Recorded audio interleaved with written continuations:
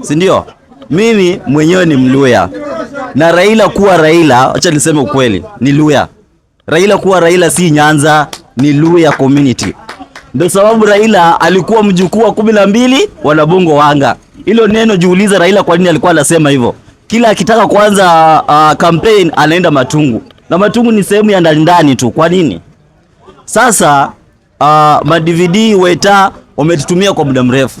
Na sasa imefika mahali tunasema waende nyumbani. Sasa siku hizi ni tawe kwa sababu haiwezekani. Ma-DVD amefanya nini? Miaka 30 kitu kwa serikali. Amefanya hata shule tu inaitwa Mudavadi. Mohamed Ali ameingia kwa serikali juzi, shule zimejaa. Mohamed Ali Girls, Mohamed Ali nini? Mtu mdogo sana. Mudavadi amefanya nini? Wetangula amefanya nini? Anaangusha governor akiweka kule Bungoma. Atusipofanya mambo yake umpe tenda sala kuangusha anaweka mwingine. Umenielewa? Sasa ameleta ndugu yake kule. Sasa sisi tunawaangalia. Lingine nataka niguzie chama na muongelea kuhusu Gachagua Nairobi. Gachagua anakuja na tactics za Raila. Raila alishika Kenya kutumia Nairobi.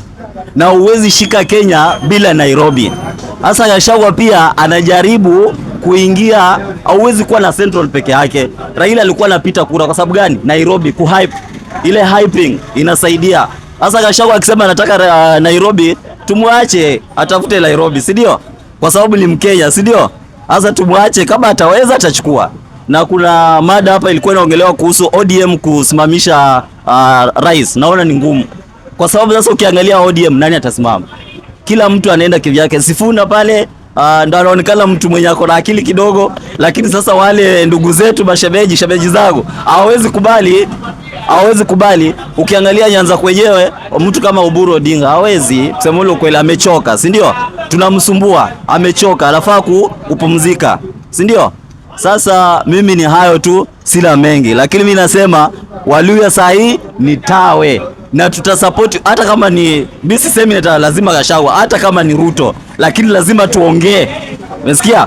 Lazima tuongee chenye kitafanyika kwa serikali. Haiwezekani watu ni second population, lakini hakuna kitu. Tumepewa speaker still hakuna kitu. Tumepewa sijui prime cabinet sijui hata ila maana hakuna kitu.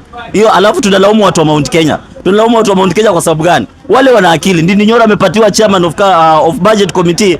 Enda kule kwake. Uone mambo yamefanya. Ofisi ya chief peke yake inakaa kama palace ya president. Wale watu wanakimbilia, wanapeleka vitu kwao. Sasa pia wewe ukipewa, tafuta watu wako, tuchukua vijana weka kwa polisi. Moi alichukua Wakalenjin karibu wote akaweka kwa polisi wakati wake. Wakajaa huko. Ilikuwa wanaona hii lugha ya polisi ati kijana kuja hapa kibande. Nini ni Wakale. Ndio sababu ile sound inakuja hivyo. Moi